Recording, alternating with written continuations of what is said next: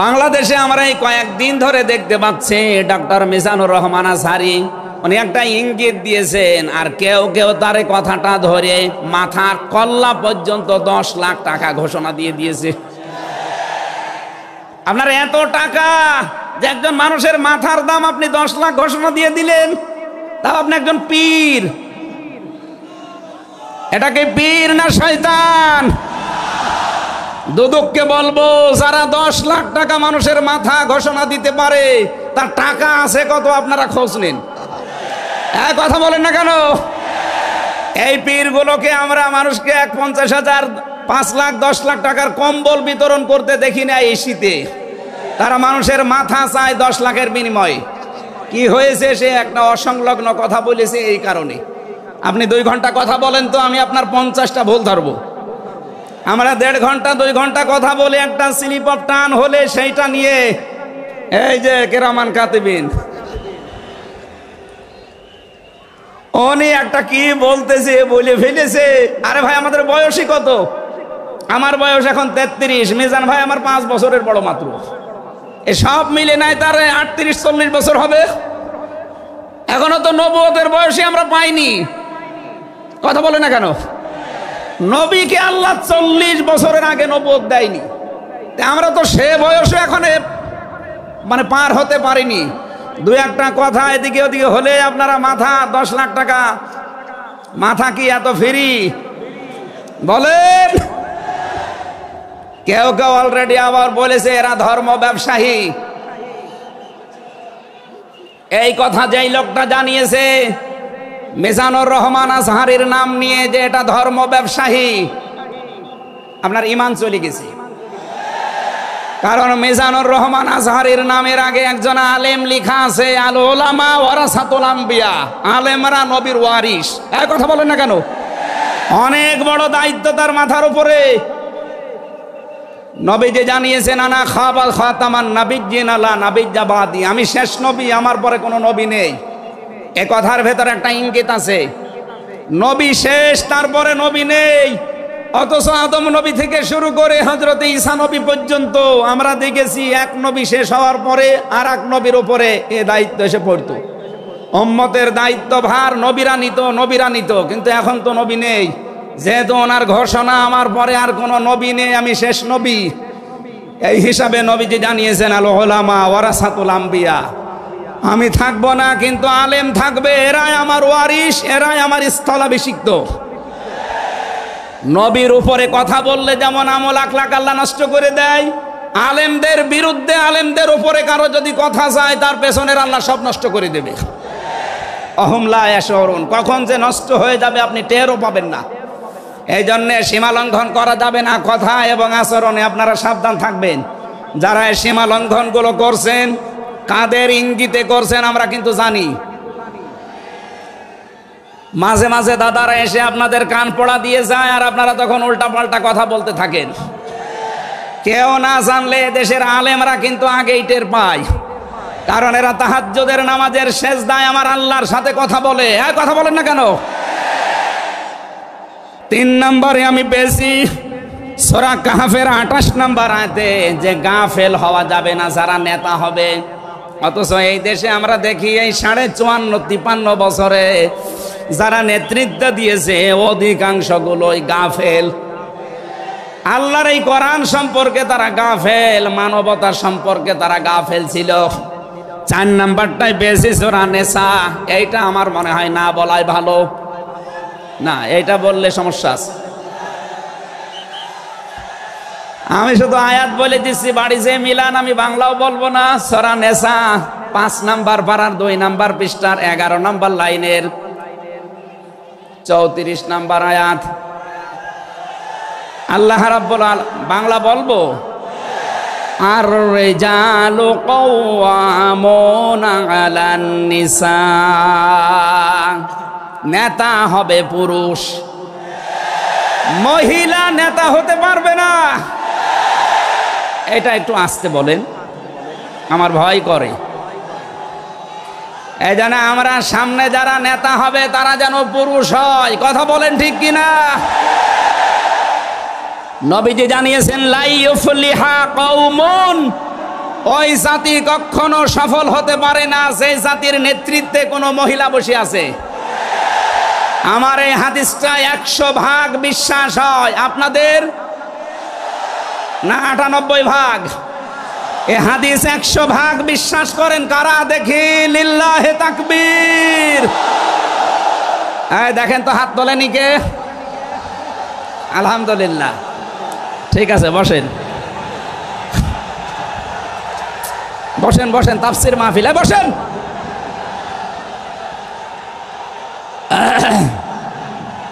এটা যদি আমরা মেনে নিতে না পারি, এই 54 বছরে আমরা যেখানে ছিলাম আরো পেছিয়ে যাওয়া লাগবে। এই জন্য আমরা সামনে এগিয়ে যেতে চাই। কোরআনের সূরা নিসার 34 নম্বর আয়াত, সামনে যদি নেতা হয় পুরুষ মানুষ হবে ইনশাআল্লাহ। আরো জোরে বলেন ঠিক কিনা? 5 নাম্বার পেয়েছি সূরা বাকারা 124 নম্বর আয়াত, কোন জালেম নেতা হতে পারবে না। আমাদের জাতির পিতা হযরত ইব্রাহিম আলাইহিস সালামকে দিয়ে আল্লাহ উদাহরণ দিয়েছেন। আপনি সূরা বাকারার 124 নম্বর আয়াতটা পড়ে নেবেন। সুতরাং যারা জালেম হবেন সামনে তাদের নেতৃত্বে আসার দরকার নেই, আপনি ভিক্ষা করে খান। কথা বলেন না কেন? আমরা অনেককেই দেখতে পাচ্ছি এই যে দ্বিতীয় স্বাধীনতার পর থেকে অনেকেই জুলুম আরম্ভ করেছেন। আপনারা থামবেন, আমরা সবাই মাজলুম এই দেশে, শুধু ওই 14 দল বাদ দিয়ে। সুতরাং আমরা এই মাজলুমগুলো যেন আবার জালেম হয়ে না যায়, তাহলে নেতৃত্ব দেওয়ার যোগ্যতা আমরা হারিয়ে ফেলবো। আল্লাহ যেন আমাদেরকে বাঁচান, বলেন আমিন। সূরা বাকারা আয়াত নাম্বার 208। আমরা একটা মাত্র আয়াত থেকে আজকে তাফসীর করার জন্য বসছি, আমার নির্ধারিত সময় পর্যন্ত যাব। এদিকে কি মানুষের চাপে, মানুষের চাপে এগুলো হচ্ছে নাকি? আপনারা একটু ধৈর্য ধরেন। আসলে এনাদের তো আর জায়গা নেই, আর কোথায় পাবে জায়গা? এখানে শুনলাম আসার আগে 8 থেকে 10 লাখ মানুষের ওনারা ব্যবস্থা করেছে। এরপরও বাইরে যে অবস্থা দেখলাম, কমপক্ষে 15 থেকে 16 লাখ মানুষ আজকে এই সিলেটের ময়দানে এসেছে কোরআন শোনার জন্য। আলহামদুলিল্লাহ। সম্মানিত ভাইরা, আমরা যেটা বলতে চাচ্ছি, ঈমান আনার আগে আল্লাহর নির্দেশ যে তাগুত ছেড়ে দাও, তাহলে ফাকাদ ইসতামসাকা বিল উরওয়াতিল ওয়াসকা, এমন একটা মজবুত রশি ধারণ করতে পারবা, লাং ফিসামা লাহা, যা ছিঁড়ে যাবে না। এ বাংলাদেশ সহ বিশ্বে আমরা যারা ঈমানের দাবি করি, অনেকে তাগুত ছেড়ে না দিয়ে ঈমান এনেছি। এজন্য বিপদ আসলে ঈমান আর টেকে না। পক্ষান্তরে যারা তাগুত ছেড়ে দিয়ে ঈমানের দাবি করতে পেরেছে, এই মানুষগুলোর ঈমানের যত পরীক্ষা হয় তাদের ঈমান তত মজবুত হয়। শহীদ আল্লামা দেলাওয়ার হোসাইন সাঈদী তার 1 নম্বরে প্রমাণ। কথা বলেন না কেন? 13টা বছর জীবনে একটা ঘরে কাটিয়েছে, তারপরও তিনি মাথা নত করেন নাই। কারণ তাগুত ছেড়ে দিয়ে ঈমান এনেছিলেন। তাগুত ছেড়ে না দিয়ে যদি ঈমান আনতেন, তিনি টিকে থাকতে পারতেন না। আমি বহু মানুষ জেলে দেখেছি, বহু আলেমকে দেখেছি, তারা টিকে থাকতে পারে না, আল্লাহকে পর্যন্ত দোষারোপ করে। ডক্টর শফিকুল ইসলাম মাসুদ দেলাওয়ার হোসেন শিবিরের সাবেক সভাপতি, নাম নিয়ে বলছি এই কারণে, এই মানুষগুলো ঈমান এনেছিল তাগুত ছেড়ে দিয়ে। দেলাওয়ার ভাইকে তার গরম করে লজ্জাস্থানে ঢুকিয়েছে, পুরুষাঙ্গ নষ্ট করে দিয়েছে। 57 দিন লোকটা রিমান্ডে ছিল, তারপরও টলাতে পারে না জালেমরা। কিন্তু যারা ঈমান এনেছে তাগুতের সাথে মিল মহাব্বত রেখে, আপনি তাকান, আগস্টের 5 তারিখের পরে তারা অনেকেই বেঈমান হয়ে গেছে। জাতীয় মসজিদের সাবেক ইমাম, কথা বলে না কেন? 5 তারিখের পরে পালিয়েছে, পৃথিবীর ইতিহাস পাল্টিয়ে দিয়েছে। জাতীয় মসজিদের ইমাম পালিয়ে যায়, এটা একটা লজ্জা না? এমপিরা নাই পালিয়ে গেল, আপনি কেন পালাবেন? কিছুদিন পরে জোর করে এসেছিল ইমামতি আবার করব, জনগণ জুতা দিয়ে পিটিয়েছে। পরের দিন স্ট্যাটাস দিয়েছে, জনগণ জুতা দিয়ে পিটিয়েছে, তাই কি আমার গায়ে লাগেনি। মানুষ কত নিচে নামতে পারে। তার বাবা তো একজন ভালো মানুষ ছিল, একজন আলেম ছিল, কি এসেছে আল্লাহ জানে। একটা জালেমাকে সে নাম দিয়েছে কওমি জননী। এই নামটা যেই দিন দেয় সেদিন জেলখানায় ওনার নামে বদদোয়া হয়েছে। মাওলানা মামুনুল হক সহ যত আলেম ছিল আমরা এক জায়গায়, ওনারা বলছিল যে করল কি হেফাজত ইসলামের 13 সালে এতগুলো মানুষ হত্যাকারী যার হাতে রক্ত লেগে আছে, আর সেই লোকটাকে নাম দিয়ে দিল কওমি জননী। আমাদের মাথা কাটা গেল। এরকম হাজারো আলেম, হাজারো পীর, হাজারো মুসলমানের দেশে ঈমান রাখতে পারে নাই, কারণ তগুতের সাথে সম্পর্ক রেখে ঈমানের দাবি করত। আল্লাহ বলেন ঈমান আনতে হলে আগে তগুত ছেড়ে দাও, এরপরে ঈমানের দাবি করো। উদখুলু ফিস সিলমি কাফা, ঈমানদার যারা তারা প্রবেশ করো পুরোপুরি ভাবে ইসলামে। এখানে সিলমন বা সালমন, সিনের উপরে জবর দিলে হয় সালমন মানে শান্তি, সিনের নিচে জের দিলে হয় সিলমন মানে ইসলাম। আল্লাহ রাব্বুল আলামিন ঈমানদারকে ডাক দিয়ে জানিয়েছে তোমরা প্রবেশ করো। যেহেতু সিলমনটা আছে এজন্য ইসলাম নেওয়া লাগবে। আমি যতগুলো তাফসীর বিশ্ববিদ্যালয়ে থাকাকালীন মিলিয়েছিলাম এই সিলমন দিয়ে। আমি ভার্সিটিতে থাকাকালীন প্রায় 42টার উপরে এক জায়গায় মিলিয়েছি, যে দেখি সবাই কি বলে। প্রত্যেক মুফাসসির এখানে শান্তি না, এখানে নিয়েছেন তারা ইসলাম অর্থে তোমরা পুরোপুরি ইসলামে প্রবেশ করো। এখন আমরা যদি প্রশ্ন করি পুরোপুরি ইসলামে প্রবেশ করার অর্থ কি, কোরআন শরীফ থেকে আমরা ব্যাখ্যা বিশ্লেষণ দিয়েছি যে 5টা বিষয় যখন দেখবেন আপনার ভেতরে আছে তখন বুঝবেন আমি পুরোপুরি ইসলামে প্রবেশ করেছি। জোরে বলেন সুবহানাল্লাহ। আমি তাফসীর থেকে যে নোটগুলো নিয়ে এসেছি তার 1 নম্বরে আপনি যখন দেখবেন যে আপনি আত্মসমর্পণ করে ফেলেছেন, 2 নম্বরে আপনার ভেতরে ইখলাস তৈরি হয়েছে, 3 নম্বরে আপনার বিশুদ্ধ আকীদা তৈরি হয়ে গেছে, 4 নম্বরে আপনার চরিত্র উন্নত হয়েছে, 5 নম্বরে আপনার লেনদেনে স্বচ্ছতা এসেছে। এই 5টা কাজ যখন আপনি দেখবেন তখন মনে করবেন যে আমি ইসলামে পরিপূর্ণ প্রবেশ করেছি। এখন বলেন তো আপনার কি 5টা কাজ পরিপূর্ণ হচ্ছে? আত্মসমর্পণ 1 নম্বরে আপনাকে করা লাগবে আমার আল্লাহর সামনে। কার সামনে? এটা দেখিয়েছেন আমাদের জাতির পিতা হযরত ইব্রাহিম। ইয ক্বালা লাহু রাব্বুহু আসলিম ক্বালা আসলামতু লিরাব্বিল আলামিন। সূরা বাকারা 1 নম্বর পারা 19 নম্বর পৃষ্ঠা 7 নম্বর লাইনের 131 নম্বর আয়াতে আছে। এটা ইবনে কাসিরে পাবেন। আল্লাহ পাক বলেন আত্মসমর্পণ করো। উনি গাছের মাথায় বসে কোড়াল দিয়ে কাঠ কাটছিলেন, ডাক দিয়ে বলে মাবুদ এখানে বসে আত্মসমর্পণ করব কি করে? আল্লাহ পাক বলেন আত্মসমর্পণ এখানে খতনা করে আত্মসমর্পণ করো। গাছের মাথায় তিনি কোড়াল দিয়ে খাতনা করে বললেন আমি মহাবিশ্বের প্রতিপালকের কাছে আত্মসমর্পণ করলাম, স্যালেন্ডার করলাম।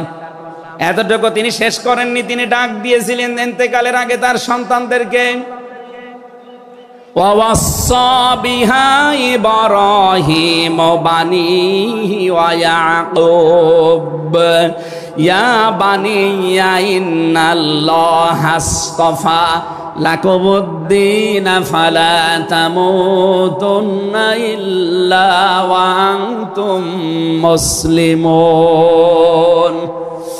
হযরত ইব্রাহিম আলাইহিস সালাম এবং ইয়াকুব এই 2 জন নবী ইন্তেকালের আগে তার সন্তানকে যা ডাক দেন, হে আমার কলিজার টুকরা সন্তানেরা, ইন্নাল্লাহা আসতাফা, অবশ্যই আল্লাহ তোমাদের জন্য মনোনীত করেছেন লাকুমুদ্দিন, একটা দিনকে, ফালা তামুতুন্না ইল্লা ওয়া আনতুম মুসলিমুন, মৃত্যুবরণ করবা না যতক্ষণ মুসলমান হতে না পারো। এবার আসেন তো ইব্রাহিম আমাদের জাতির পিতা, হযরত ইয়াকুব আলাইহিস সালাম তাদের সন্তানদেরকে ইন্তেকালের আগে নসিহত করলেন যে তোমাদের জন্য আল্লাহ একটা দিন মনোনীত করেছেন। কি মনোনীত করেছেন? দিন কি? এ রাতের পরে যেটা আসবে ওই দিন। বলেন বলেন। কবরে গুরুত্বপূর্ণ যে প্রশ্নগুলো তার ভেতরে এটা একটা, মা দিনুকা, দিন কি? এটা যদি আপনি ক্লিয়ার হতে না পারেন কবরে যে প্রশ্নের জবাব দিতে পারবেন না। এজন্য এই বিষয়টা নিয়ে বিস্তারিত আমাদের জানা শোনা দরকার। দিন বলতে আল্লাহ নিজেই আবার ব্যাখ্যা দিয়েছেন, দিন কি জানো? ইব্রাহিম নবী যেটা, ইয়াকুব নবী যেটা তার সন্তানদেরকে বারবার ওসিয়ত করছিল ইন্তেকালের আগে, আল্লাহ তোমাদের জন্য একটা দিনকে মনোনীত করেছেন, সেই দিন হচ্ছে ইসলাম। জোরে বলেন সুবহানাল্লাহ। ইন্নাদ-দীনা ইনদাল্লাহিল ইসলাম। অবশ্যই আমি আল্লাহর কাছে মনোনীত একটাই দিন আছে, তার নাম, আরো জোরে বলেন। এখন পৃথিবীতে প্রায় 4,500-এর উপরে ধর্ম আছে, দিন আছে। 4,500 ধর্মের কোন দিনের উপরে, ধর্মের উপরে আমার আল্লাহ রাজি নেই, খুশি নেই, তিনি পছন্দ করেন না। একটাই মাত্র দিনকে তিনি মনোনীত করেছেন, পছন্দ করেন, তার নাম ইসলাম। ওয়ামান ইয়াবতাগি গায়রাল ইসলামি দীনান ফালা ইউকবালা মিনহু ওয়া হুয়া ফিল আখিরাতি মিনাল খাসিরিন। সূরা আলে ইমরান 3 নম্বর পারা 20 নম্বর পৃষ্ঠা 4 নম্বর লাইনের 85 নম্বর আয়াতে আছে, এ পৃথিবীতে কেউ যদি ইসলাম বাদ দিয়ে অন্য কোন নিয়ম নীতি, অন্য কোন দিন অনুসরণ করে, ফালা ইউকবালা মিন, জীবনে আর কোনো কিছু আল্লাহর দরবারে কবুল হচ্ছে না, হবে না। ইউকবালা এটা মোজারে, বর্তমান, ভবিষ্যৎ, প্রেজেন্ট, ফিউচার। এর আগে লান এসেছে, মোজারের আগে লান আসলে আরবিতে বাংলা অর্থ দাঁড়ায় জীবনেও হবে না, কোশ্চিন কালো সম্ভব না। আল্লাহ যদি গ্যারান্টি দিয়ে বলে ইসলাম বাদে অন্য কোন নিয়ম নীতি দিয়ে অন্য কোন ধর্ম পালন করলে আমি আল্লাহ রাজি হব না, কেউ রাজি করাতে পারবে? এতটুকু আল্লাহ শেষ করেননি, পরেরটা আরো কঠিন।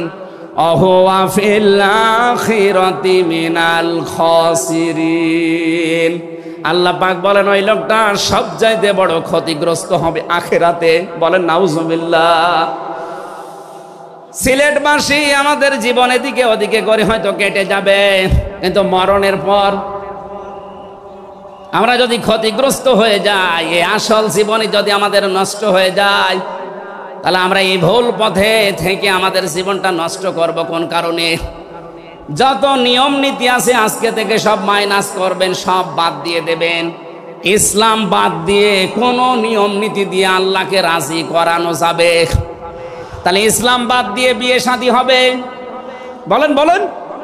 ইসলাম বাদ দিয়ে পরিবার নীতি হবে? ইসলাম বাদ দিয়ে রাজনীতি হবে? এটা হতে পারে। হ্যাঁ,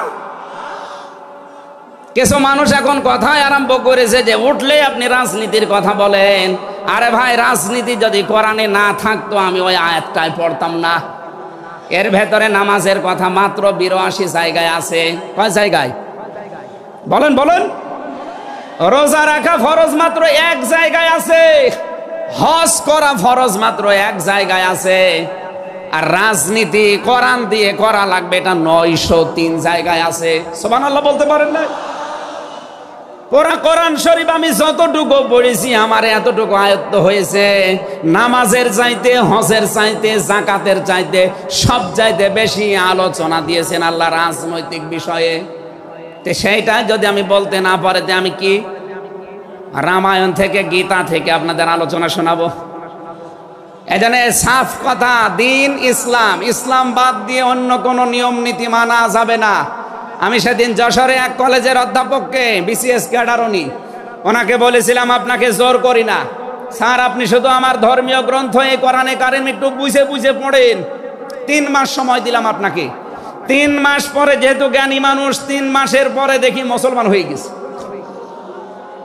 এজন্য অন্য ধর্মের যারা আছেন, রেকর্ড হচ্ছে, আপনাদেরকে আমরা জোর করব না। আমাদের ধর্মে জোর নেই, লা ইকরাহা ফিদ্দিন। আমাদের ধর্মে জোর আছে, জবরদস্তি নেই, জোর নেই। এই জন্যই তো 850 বছর এই এলাকা মুসলমানরা শাসন করেছে, একটাও মন্দির ভাঙে নাই। অথচ আমরা আমাদের প্রতিবেশী রাষ্ট্রে দেখতে পাচ্ছি এরা অনেকগুলো মসজিদ অলরেডি ভেঙে দিয়েছে, ধোয়া ধোয়া তুলে। ওরা বলছে 500 বছর আগে এখানে নাকি মন্দির ছিল। বিশ্বের মানুষেরা দেখি মাটির নিচে তেল পায়, গ্যাস পায়, আরে শয়তানরা শুধু মাটির নিচে মন্দির পায়। আপনাদের পূর্বপুরুষেরা আল্লাহর ঘর ভাঙতে এসে কাজ ফিম মাকুল হয়ে গেছে। আমরা দেখতে পাচ্ছি আগামীতে আল্লাহর ঘর মসজিদগুলো ভেঙে দেওয়ার কারণে আল্লাহ নিজে কিন্তু প্রতিশোধ নেবে। কাসিম মাকুল আপনাদেরও বানিয়ে দেবে ইনশাআল্লাহ। এজন্য প্রতিবেশী হিসাবে সতর্ক করলাম, যদি ভালো লাগে মেনে নিন, ভালো না লাগলে নিজের পায়ে নিজে কোড়াল লাগান। আমার কথার অর্থ বোঝেননি? সুতরাং পৃথিবীতে দিন ইসলাম বাদ দিয়ে কোন ধর্ম সব মানুষের বানানো তৈরি করা, অন্য ধর্মের মানুষদেরকে আমরা চ্যালেঞ্জ করছি, আহ্বান জানাচ্ছি, আমাদের এইটা পড়েন, লা ইকরাহা ফিদ্দিন লা রাইবা ফি যালিকাল কিতাবু লা রাইবা ফি। কোনো সন্দেহ নেই, সন্দেহের অবকাশ পর্যন্ত নেই। এখানে আসেন, যদি মনটা আপনার ভালো থাকে, টনি বেলারের শালিকা লরেন বুথকে যেভাবে হেদায়েত দিয়েছে আপনাকেও দিতে পারবে ইনশাআল্লাহ। সেই আহ্বান রেখে এখনো যেহেতু 4টা অর্থ ছিল, আপনি যে ইসলামে প্রবেশ করেছেন তার দ্বিতীয় অর্থ আপনি দেখবেন যে আপনার ভেতরে ইখলাস আছে কিনা। আপনি কি লোক দেখানো কাজ করেন না আল্লাহর জন্য করেন, এইটা দেখবেন। 3 নম্বরে আপনার আকীদা শুদ্ধ আছে কিনা। আজ এই দেশের একটা মাসলুম সংগঠনের উপরে একটা তহমত দেওয়া হয় যে এদের আকীদা ঠিক নেই। আপনার আকীদা কত ভালো, আমি নিচে নামলাম না। 4 নম্বরে উন্নত চরিত্রের অধিকারী হওয়া লাগবে, আর এটা নিতে হবে মুহাম্মদুর রাসূলুল্লাহর কাছ থেকে। 5 নম্বরে আমাদের লেনদেন স্বচ্ছ হওয়া লাগবে। আপনারা তাফসীর শুনতে এসেছেন, আমরা বিস্তারিত আর বলতে পারলাম না আজকে, কারণ আমার সময় শেষ হয়ে গেছে। আগামীতে কিছুক্ষণ পরে যেহেতু ডক্টর মিজানুর রহমান আসারি ভাই আসবে, ওনার কাছে আমরা আরো গুরুত্বপূর্ণ কথা শুনবো ইনশাআল্লাহ। আজকের কথাগুলো আল্লাহ আমাদের জীবনে প্র্যাকটিক্যাল লাইফে আমল করার তৌফিক দিন, আমিন। বারাকাল্লাহু লানা ওয়া লাকুম ফিল কোরআনিল আযীম। আসসালামু আলাইকুম ওয়া রাহমাতুল্লাহ।